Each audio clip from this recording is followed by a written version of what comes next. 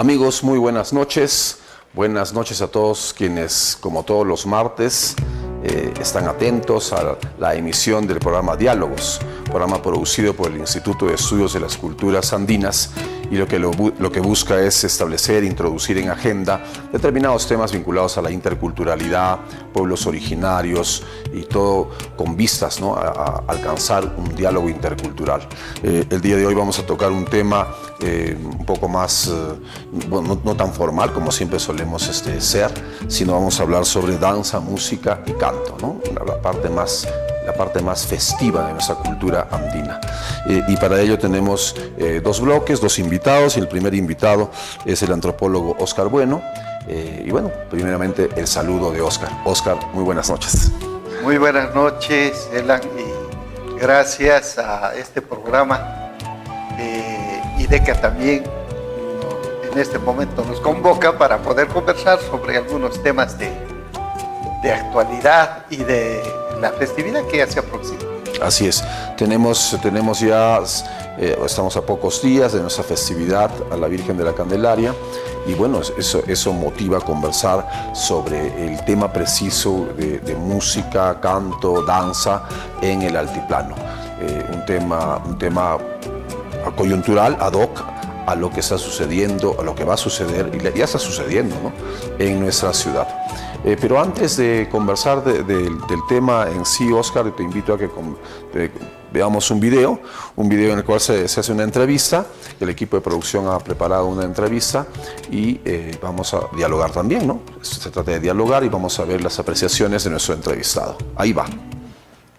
El tema central en el mundo andino ha sido la agricultura, y entonces alrededor de las distintas fases del desarrollo agropecuario es donde se han ido desarrollando los ritos acompañados con música y con danza. Es más, la música y la danza en sí han sido los actos rituales que han acompañado toda celebración festiva agropastoril en nuestro mundo andino. Y conforme se ha ido desarrollando la actividad, se ha dividido en dos grandes partes este tipo de celebraciones. La primera, la época de seca, y la segunda, la época de lluvia, siendo más importante probablemente la segunda que he mencionado. La época seca es del mes de abril hasta octubre, en la que se utiliza principalmente el siku como uno de sus vehículos musicales. Pero en época de lluvia, desde el mes de noviembre hasta el mes de febrero, parte de marzo, son los instrumentos de pico los que se utilizan: quenachos, pitos, lahuacumus, en fin, todo ese tipo de familias. Y entonces todo vinculado a la actividad productiva.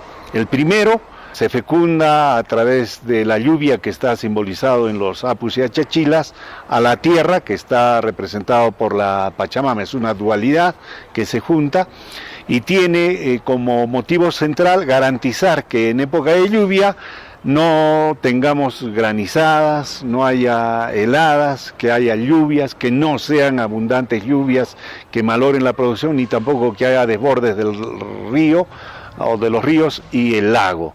Entonces, esa es la característica principal de nuestras actividades desde el mes de noviembre hasta el mes de marzo. Una vez que termina la época de lluvia, estamos a la espera de la gran maduración. La maduración de la producción, que tiene su punto culminante en abril, ¿no?, cuando se hacen los requerimientos para que no haya heladas, fundamentalmente que no haya heladas, y podamos culminar con la cosecha, cerrando el periodo ya en la época del 3 de mayo, ¿no? Entonces, nuestra música y nuestra danza forma parte de un acto ritual vinculado a la actividad productiva, tanto agraria como pecuaria. Y en distintas épocas, tanto seca o en temporada de lluvia, la música y la danza también van acompañando con distintos tipos de instrumentos. Bueno, hemos tenido la participación de nuestro querido amigo César Suaña, promotor cultural, periodista, y él hacía notar, Óscar, este carácter agrofestivo, ¿no? O sea, que la festividad no es una festividad que cae del cielo, ¿no? O sea, está muy vinculada a la actividad económica, a la actividad agrícola, pecuaria, y creo que esa es la gran riqueza de nuestro folclore, de nuestra cultura. Efectivamente, justo es, digamos, las manifestaciones más saltantes que nosotros hemos podido hacer en esta festividad, justamente la música, la danza, pero el asunto es más holista. ¿Por qué? Porque ahí vienen los ritos de la antigua religión andina, vienen también el enamoramiento, el desafío, ¿no? El duelo entre varones que se agarran a golpes. Estamos viendo el famoso Takanakui que está de moda en la zona de Chumivilcas, por ahí. Después hay otros actos rituales también que se ejecutan. Es que aquí hay que resaltar dos cosas. El pensamiento andino era holista y trataba de juntar en una sola actividad muchas manifestaciones. Y el pensamiento occidental dice, no, la danza es para el teatro, la pintura para la pared, Claro. esto para... Y se trata, diferencia, claro, hace una distancia, digamos, claro, o segmenta, digamos, ¿no? Claro, separa todas las actividades. En cambio nosotros tratamos de juntar. Eso por un lado. Y por el otro es de que Puno, por ser una reserva cultural, porque tiene muchas manifestaciones, entonces de la cual lo primero que vemos es la danza y la música, pero también para esos días tejen bastante y hacen su vestuario, que es muy significativo, muy simbólico. Entonces para esos días se engalanan de todo lo mejor y ahí es donde van. Entonces, por ejemplo, el rito que van para hacer el Hatacatu en Aymara o hay veces el Mañi que dicen en quechua, es ir a visitar la chacra, a ver cómo está. Y entonces conversar con las plantas. Entonces las plantas, como he manifestado algunas veces, ya son consideradas como unos seres vivos que tienen nuestros 5 sentidos. O sea, uno puede conversar con las plantas, con las chacras. Y entonces conversar, entregarle su vino, su quito de coca, todo ello, y entonces parece que eso es lo que les gusta y al final resulta una buena producción. Claro, eso, lo que tú dices es interesante por ese carácter holístico, ¿no? Que abarca, digamos, todas las esferas de la vida, ¿no? Y que se expresa precisamente en el arte, ¿no? O sea, se trata de manifestaciones artísticas que tienen ese contenido holístico, ¿no? General. Pero hacías mención, por ejemplo, a esta parte ritual de la vestimenta, de la importancia de la vestimenta, de darle valor a esos detalles. Quizás profundizar esa parte de la vestimenta misma, de quien danza, ¿no? Sí, todas las prendas en realidad tienen un significado. Yo veía en Macusani los uncacos cuando empiezan a sacar de sus baúles, de sus lugares donde ellos guardan, entonces sacan con todo un ritual. No es así nomás, sacan una prenda y le echan su vino, su quinto de coca, cantan y sigue la música y siguen sacando sus prendas, y es todo un orgullo y un honor tener esa vestimenta, justamente para esta época de las actividades. Entonces, es un aspecto también que nosotros deberíamos hacer lo mismo, ¿no? Tenerle mucho respeto a esta especie de segunda piel que tenemos, que se llama la vestimenta, porque nos va a identificar como grupo social, nos va a identificar como estado civil, si son jóvenes, adultos, niños, ancianos, mayores, todos ellos están representados por la vestimenta. Entonces es todo un acontecimiento. Y a diferencia y siempre me gusta hacer una comparación porque es un método que utilizo desde el punto de vista de la antropología, a diferencia de la cultura occidental, uno puede ponerse un sombrero, cualquier cosa, sin significado, por la moda, combinando colores, etcétera. Pero no, en el mundo andino, en el mundo nuestro, se pone la montera es para que lo identifiquen de qué lugar es originario. Lo simboliza, o sea, el carácter simbólico de la vestimenta es mucho más rico que en la cultura occidental, porque como bien mencionas, en la cultura, haciendo este método comparativo, ¿no? En la cultura occidental a veces el traje es visto hasta como un disfraz, ¿no? Como algo. La moda. Sí, claro, como la moda, lo que estaba usualmente, pero digamos en nuestro mundo andino hay ese contenido que tú muy bien indicas de carácter ritual, simbólico de la vestimenta. Que en realidad si uno se pone a pensar en ese concepto que tú has dicho de la segunda piel, ¿no? O sea, sigue siendo nuestro, es parte de nuestro cuerpo. Es parte de nuestro cuerpo. Entonces, si yo soy varón, tengo que vestirme de negro y de blanco. Ya, los claro. que están de negro parece que eran los yanacunas. Su nombre lo dice quechua, yana, ¿no? Después hay otros que se vestían de blanco. Parece que eran los ciudadanos, los yactamasis, los marcamasis. Entonces, y hay otros que están mitad de blanco, mitad de negro. Entonces parece que estaban en proceso de transitar a ser ciudadanos libres, digamos, algo así. Y luego ya lo que distrae es que encima se ponen ponchos, chuspas, sombreros, todo eso. Y dicen, no, todos se visten de muchos colores. No, pero viéndolo en el fondo, simplemente son los varones, o son de blanco o son de negro, o son la mitad. En cambio, la mujer tiene más libertad, ¿no? La montera, el sombrero va a indicar un lugar de procedencia. Los objetos que llevan aquí en el cuerpo va a indicar su físico. ¿Ya? La pollera parece que es un documento histórico. Sí, pues. Y luego ya hay otras prendas, el huichi, por ejemplo, que había unos huichis, yo recuerdo, en algunas danzas que tenían flores de diferentes, flores de papas, flores de habas, flores de ocas, digamos, de todo. Y entonces eso, al danzar, están propiciando que crezcan esos frutos y que haya alimento para todos y que crezca en todo lugar. Aquí abajo, aquí arriba, en el cerro, en todo sitio. Entonces, y los que llevan sus guaracas de alpaca, dicen que hay alpacas por todo lado, que hay alimento, que haya carne. Entonces, esos actos rituales, por ejemplo, que nosotros a veces no lo entendemos. Sí. Pensamos que es un simple adorno, ¿no? Así es. Pero que tiene mucho talento. Estudiar la vestimenta, yo ya llevo estudiando alrededor de 10 años, ya estoy ultimando mi trabajo y ahí va a ir todas esas expresiones, el significado que tiene. Así es.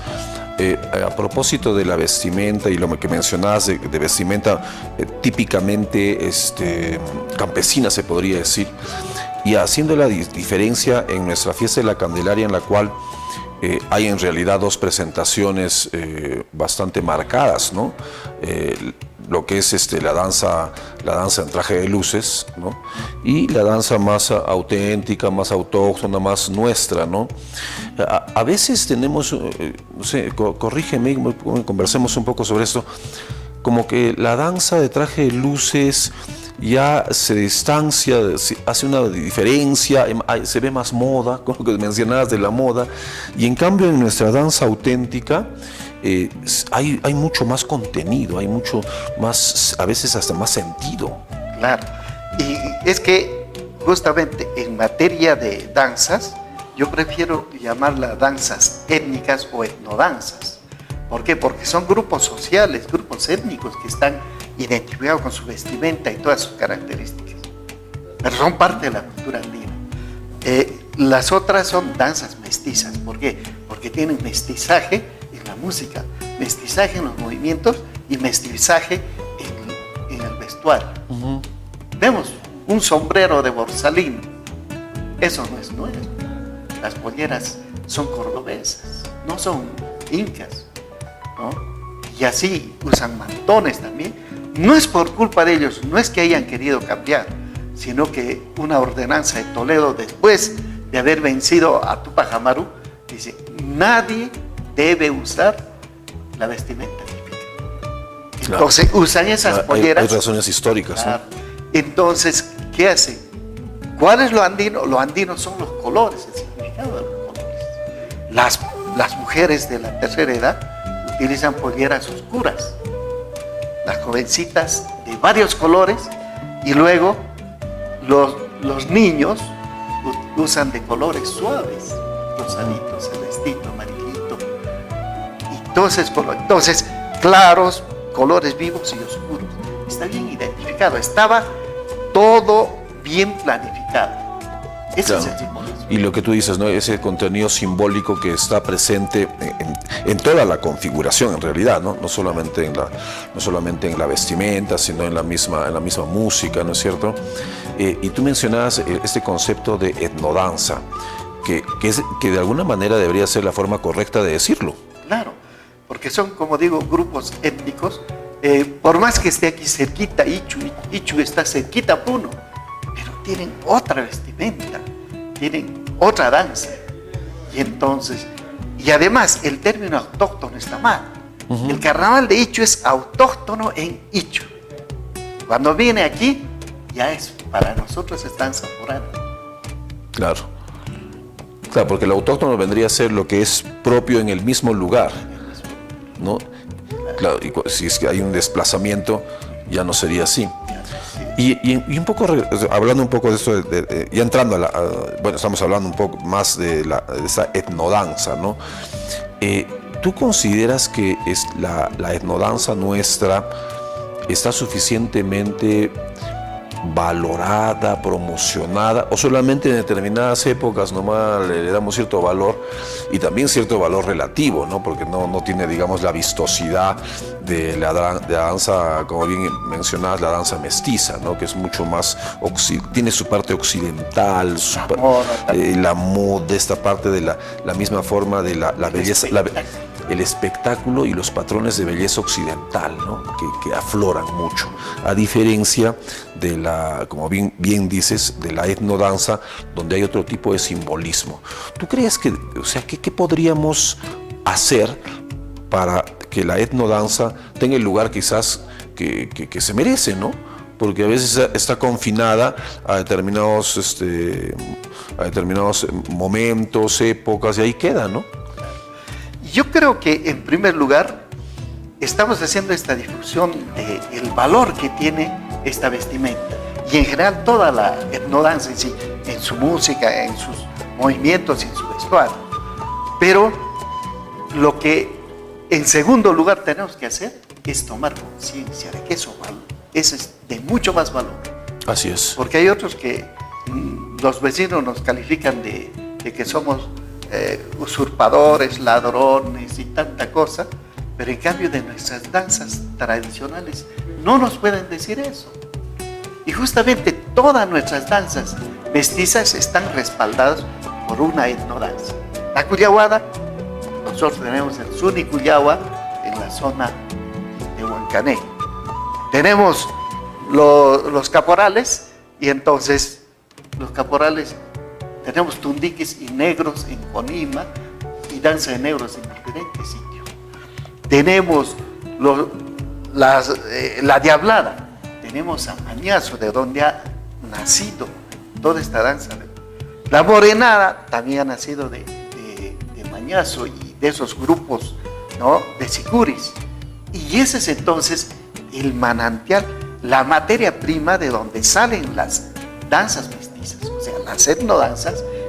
Eso es lo que tenemos que proteger por sobre todas las cosas y darle su verdadero valor. Así es, a propósito que hablas de los vecinos, ¿no? Estamos hablando pues de Bolivia, pues, ¿no? Sí.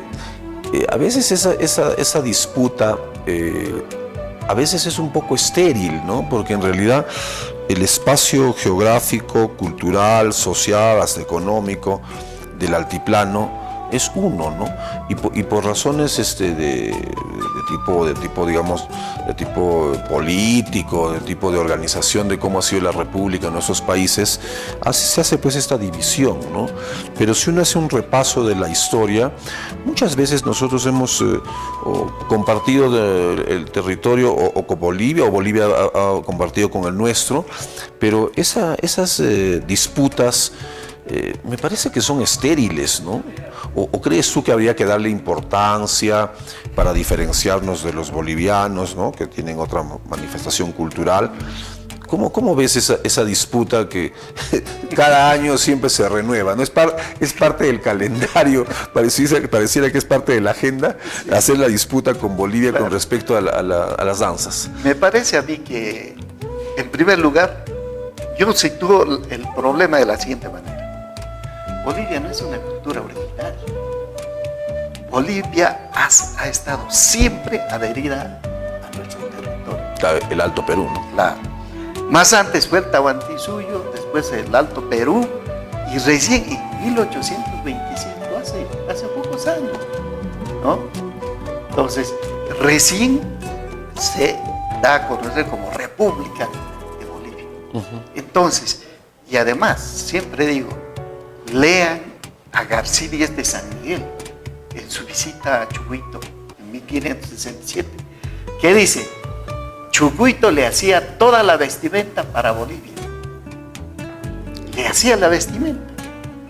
Y entonces les hacían de cumbi y de ahuasca. Cumbi era la ropa fina, de lana fina.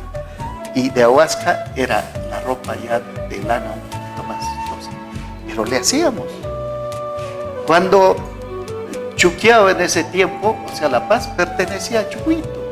Cuando otros lugares también pertenecían a Chucuito, dependían de Chucuito. Entonces, ahí lo resumo todo el problema.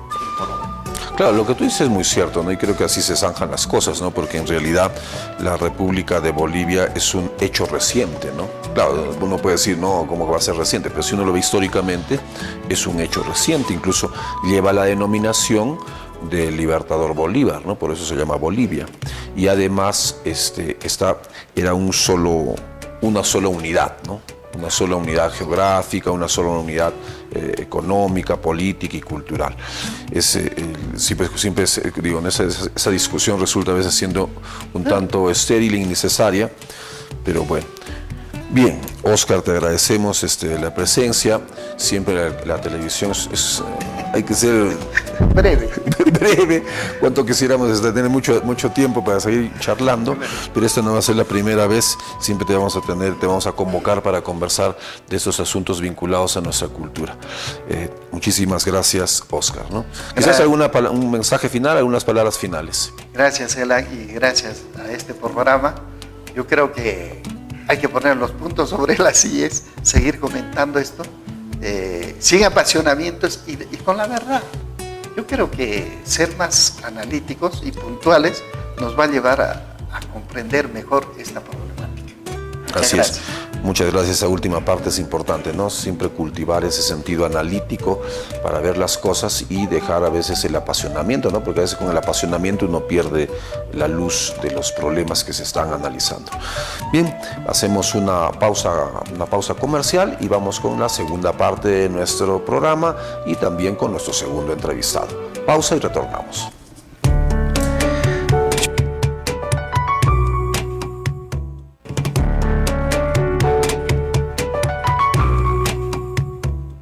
Bueno, y seguimos con ustedes en su programa Diálogos, programa producido por el Instituto de Estudios de las Culturas Andinas, IDECA, y que el día de hoy estamos dedicando a la música, al canto, a la danza andina, danza, música y canto de nuestra cultura andina. Y ahora en este segundo segmento vamos a conversar también con otro gran amigo, especialista en temas artístico-culturales. Se trata de Zenón Clemente, quien es docente, especialista en el campo del arte. Y bueno, vamos a conversar también con él. Zenón, muy buenas noches. Buenas noches, Elan. Es un gusto estar aquí, poder hablar justamente de todas nuestras manifestaciones culturales. Y un saludo a toda la población puneña también. Así es. Bien, tenemos producción me dice que tenemos un video también. Vamos a lanzar un video en el cual vamos a seguir dialogando. El video en el anterior segmento fue la entrevista a César Suaña. Y bueno, y vamos a seguir conversando con César Suaña. El equipo de producción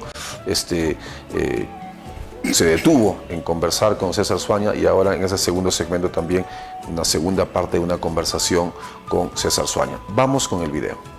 El periplo que ha llevado adelante el siku también es sumamente interesante porque el siku es un instrumento de época seca que se ejecutaba desde el mes de abril hasta el mes de noviembre. Y la gente se preguntará, ¿pero por qué en Candelaria se toca, que es temporada de lluvia? Resulta que cuando el siku estaba vinculado a la actividad productiva y pecuaria en el campo, evidentemente cumplía sagradamente ese periodo. Por ejemplo, en Taquile no vas a escuchar sicuri en febrero, nunca, porque sigue todavía ritualizándose y toda su actividad vinculada a la actividad productiva. Pero ¿qué sucede? Cuando se han ido desarrollando las ciudades y estas han empezado a crecer, sectores de productores agrarios o vulgarmente llamados campesinos han entrado a las ciudades, se han aposentado en los barrios urbanos marginales, ya han dejado de ser agricultores o pastores, se han dedicado a ser artesanos, zapateros, carniceros, sastres, vendedores del mercado, han adquirido otra actividad productiva, entonces han ido acomodando esa actividad productiva también a la parte musical. Por eso es de que los sicumorenos que aparecen en las ciudades desde Puno para la zona sur van apareciendo precisamente sin respetar ya la temporada de seca o la temporada de lluvia. El sicuri progresivamente va a ir tocándose indistintamente en distintas temporadas. Y por eso es que en las ciudades tenemos que el sicuri se toca en época de lluvia, como es, por ejemplo, la festividad de la Virgen de la Candelaria. Hasta hace algunos años, por ejemplo, no venían los ayarachis, porque no es su temporada. La aparición de la cría es en otra temporada y en la aparición de la cría es donde se toca el instrumento o se danza el ayarachi.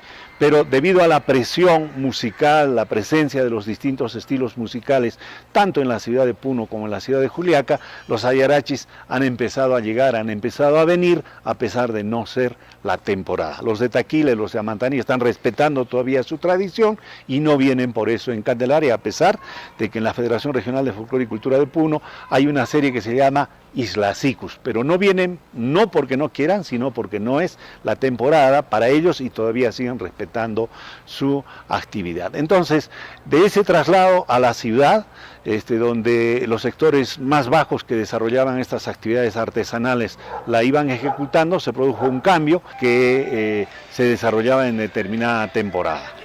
Bien, seguíamos en el diálogo con César Suaña, ¿no? César Suaña en esta ocasión hablaba un poco del siku y en la primera parte, Zenón, hay una expresión un análisis que hace César e indica que cuando la persona, las familias se desplazan del ámbito rural a la ciudad, cambian también sus actividades económicas, ¿no? Y también hay una suerte de cambio en la manifestación musical. Claro, no propiamente dicho en la manifestación musical, sino en sus maneras de pensar, digamos. Ah, ya. Claro, sus maneras de pensar. O sea, ya no piensa ya como un poblador rural, digamos, sino como un poblador citadino. Tal es así de que muchos jóvenes han enarbolado también, ¿no? Frente a estas manifestaciones han enarbolado el siku y otras manifestaciones musicales en la ciudad, con el anhelo de hacer un rescate, de valorar estas manifestaciones culturales y que no se pierdan, porque justamente el desarrollo que hay en las ciudades, el urbanismo, digamos así, está determinando quizás un poco la desaparición de muchas expresiones culturales, en este caso musicales, digamos, ¿no? Dancísticas también. Entonces, sin embargo, hay personas, como te decía, jóvenes principalmente, que han entrado al rescate, y eso desde la década de 1970, o de los 70, ¿no? Del siglo pasado, en la cual jóvenes pese, digamos, a las críticas y a la oposición citadina, han tomado fuerza, han enarbolado las manifestaciones de corte rural, digamos así, de los distritos alejados, de caso de Huancané, por ejemplo, porque el sicuri es sicuri de varios bombos, que le llamamos así, proviene del lado de Huancané, del lado norte de nuestro departamento de Puno, y el sicu moreno generalmente viene del lado sur. Entonces esas manifestaciones se han enraizado en las urbes, en este caso en Puno, y prácticamente Puno ha sido el eje motor para el desarrollo de estas manifestaciones como el sicu, y se puede expandir a nivel nacional, incluso a nivel mundial. Claro, incluso a nivel mundial, claro, es así. Sí. Pero eso que mencionas es interesante, ¿no? Que quienes se encargaron de hacer esta revaloración fueron jóvenes, ¿no? Uno podría pensar que los jóvenes están más pensando en acoger las modas internacionales, ¿no? Pero fueron precisamente jóvenes que decidieron revalorar y acoger, digamos, las manifestaciones culturales de la zona rural, ¿no? Así es. Si estamos hablando de la década del 70 del siglo pasado, existían conjuntos musicales llamados sicumorenos, que más o menos es un corte citadino, mestizo, digamos. En esa época no existían los sicuris del lado de Huancané, esos que tocan con varios bombos, no existían. Entonces, justamente jóvenes estudiantes, justamente Oscar, la entrevistaste a Oscar, él es testigo, él es uno de los iniciadores de este movimiento. Cuando con el grupo Pucara, ¿sí? El grupo Pucara es donde iniciaron con sus hermanos a tocar desde estudiantes. Ellos por primera vez habían visto venir un conjunto musical como Cantate Ururi de Conima. En esa época pues las distancias eran muy grandes por causa de que no había pistas, digamos así. Era muy difícil que vengan, pero cuando vinieron ellos justamente vieron esta manifestación y dijeron, ¿por qué nosotros acogemos esto? Que es muy bueno, porque también musicalmente hablando tiene riqueza, mucha riqueza. Tiene armonía, melodía, ritmo y muchas cosas que no puede envidiar al mundo occidental, digamos así. Así es. En la entrevista con Oscar hacíamos notar el simbolismo que hay en la vestimenta, ¿no?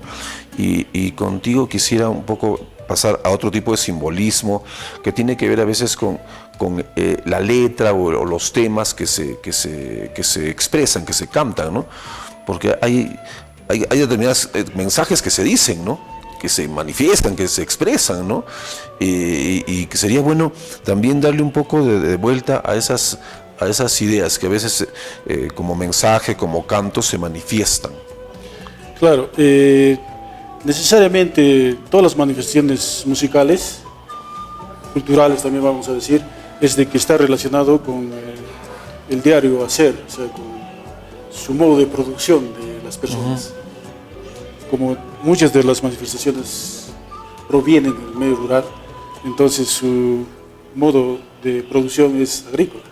Así es. Entonces, todas las letras sobre el canto, la conmemoración de la misma música, trata pues de la siembra, trata del ganado, trata de todas las faenas cotidianas que ellos tienen.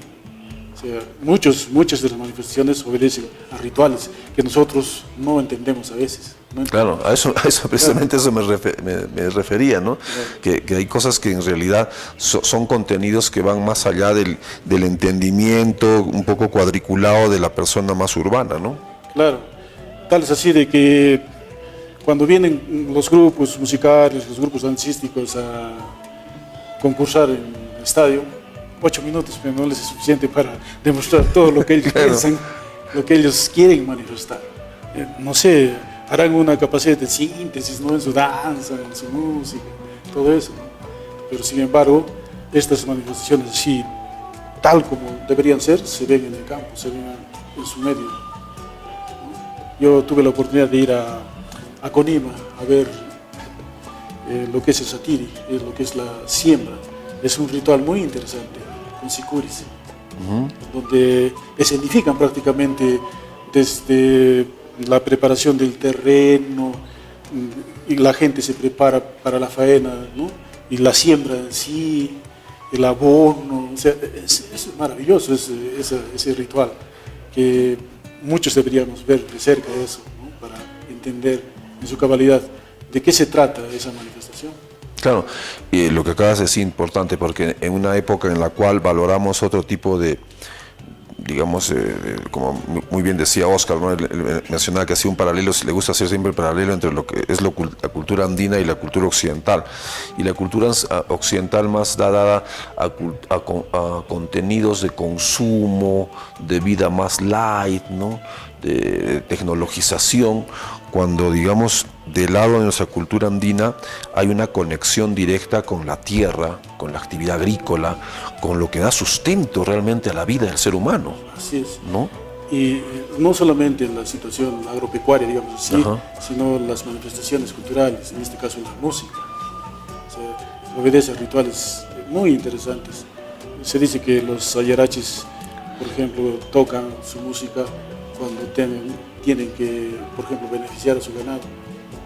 Es como un agradecimiento que le dan a ese ganado por ese alimento que le provee, por ejemplo. Claro. Y así muchos, ¿no?, de los rituales obedecen a creencias, obedecen a manifestaciones propias relacionadas justamente con la tierra, cosa que en el mundo occidental no le importa la tierra, ¿no? Estamos hablando del calentamiento global, todo eso, ¿no? Otro tipo de valores Claro. se encuentran, ¿no? Sí. Que en muchos casos también son antivalores, ¿no? Pero bien, vamos a seguir charlando, nos indican que vamos a hacer una pausa comercial, vamos directamente a la pausa comercial y seguimos conversando del tema de hoy, que tiene que ver con danza, música y canto en el mundo andino. Pausa y retornamos.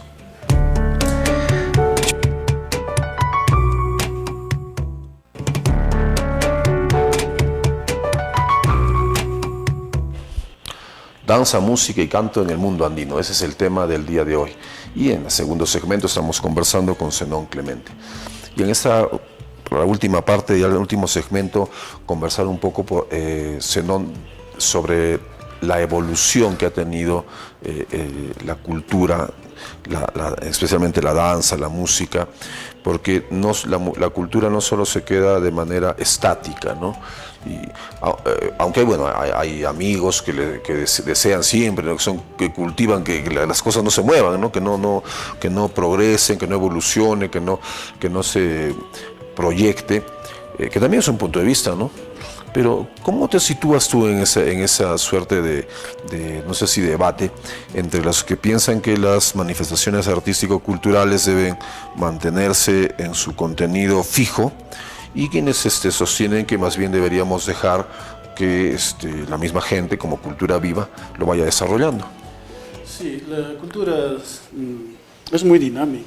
Así es. Se cree, se recrea, no está estática. Porque si no estaríamos en el mundo de las cavernas, digamos. ¿No sé? Claro. Entonces, aunque no nos demos cuenta, la cultura va evolucionando, va modificándose. Por ejemplo, las bandas de músicos ¿Ya? en la década del 50, digamos, cuando se iniciaba recién la fiesta de la Candelaria. Hay grabaciones de esas épocas, del 56, de Cuentos Ormachea. ¿Ya? Enrique Cuentos Ormachea. Escuchamos una bandita ahí. Y una bandita que es como si estuvieran tocando niños. Aprendices, pues, ¿no?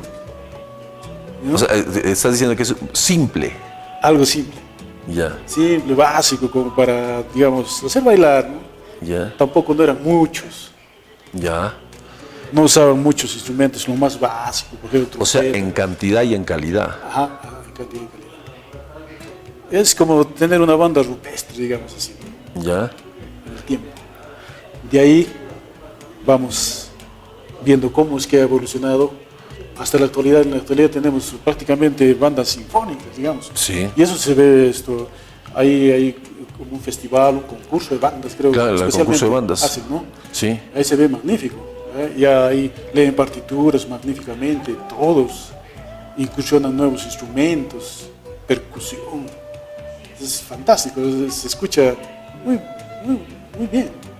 Y justamente las escuelas de música que se han creado y existen aquí en Puno, tanto en los ESPOS como en la universidad, han jugado un papel importante, ¿no? Entonces, son casos. Y en cuanto, por ejemplo, a las vestimentas también, de las diferentes danzas. Antes, por ejemplo, la llamerada, si vemos una llamerada así antigua, sus polleras eran más abajo de la rodilla. Así es, hay fotos también, ¿no? Hay fotos. Y en cambio, en la actualidad ya parece que no hay mucha tela, ¿no? Entonces, fíjense. Esa influencia, como decía Oscar, es parte de esa influencia de la moda, ¿no? De la parte más occidental, más del espectáculo, ¿no? Claro. De todas maneras, el mundo occidental, el mundo externo, también ha influencia muchísimo, musicalmente hablando, porque tenemos, por ejemplo, cuando se estudia música hay teoría, hay armonía, contrapunto, hay muchas cosas que se estudian. Entonces, todo ese bagaje de conocimientos lo adquieren pues, en las escuelas justamente, los jóvenes, y eso lo aplican para la evolución de la banda, cosa que no había antes. Además de que ya la difusión de instrumentos musicales es muchísimo. China está inundando muchísimo con instrumentos musicales y baratos. Entonces, hay una evolución, eso merece un estudio incluso. Siempre a mis estudiantes digo, ¿por qué no haces un estudio, por ejemplo, de evolución de las bandas, cómo han sido? Y con lo que acabas de mencionar, claro, ¿no? Que se tienen incluso lo que dicen, ¿no? Grabaciones de Cuentas Ormaechea de esos años 50, donde la grabación es en cantidad y calidad más bajo, ¿no? Y va avanzando, ¿no? Hasta con lo que acabas de mencionar es interesante, hasta llega un momento en que la música puede tener, una banda puede tener un toque sinfónico, ¿no? Que ya estamos hablando de otras cosas, ¿no? Y de seguro que va a seguir evolucionando, de seguro, porque eso se nota. Por ejemplo, en la universidad, yo que enseño ahí en música y en arte, cada vez vienen estudiantes un poco mejor preparados, más ávidos de poder desarrollarse en un instrumento musical, en los conocimientos de teoría, de armonía, de dirección musical, todo eso. Entonces, poco a poco ya va a estar cambiando mucho más. O sea, la calidad se va a desarrollar a tal grado que podemos ser competitivos a nivel mundial. Entonces, a eso se está yendo en este caso. Pero lo que tú dices es más un asunto sería por la influencia de la profesionalización. Claro, de hecho, sí, porque se estudia situaciones precisas, cuestiones teóricas y prácticas que han evolucionado a través del tiempo. La evolución de la música, estamos hablando más o menos de 700 años. Entonces, es una evolución muy importante. Y ese conocimiento sirve muchísimo para las personas que estudian música. Y obviamente que lo que está sucediendo actualmente, en la actualidad ya no están tan contentos de hacer armonía tradicional, digamos, sino ya es como hacer una desarmonía, digamos, ¿no? Algo así como sucede en las artes plásticas, ¿no?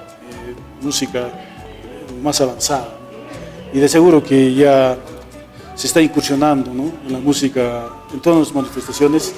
Justamente hay grabaciones que se están innovando actualmente para el Candelaria, de grupos latinoamericanos, de bandas, y cada vez más le ponen una cierta cuota de diferencia. Y es una evolución bien importante. Como te digo y te repito, es que merece un estudio científico. Sí, ¿no? Claro que, pero siempre hay esa tendencia, Zenón, de quienes consideran de que se debería conservar más la tradición, ¿no? O sea, pegarnos más hacia la tradición, a los valores ancestrales. Y quienes, bueno, tienen una mentalidad un poco quizás, no sé, moderna, abierta, y quieren que evolucione, ¿no? Con estas influencias que se presentan.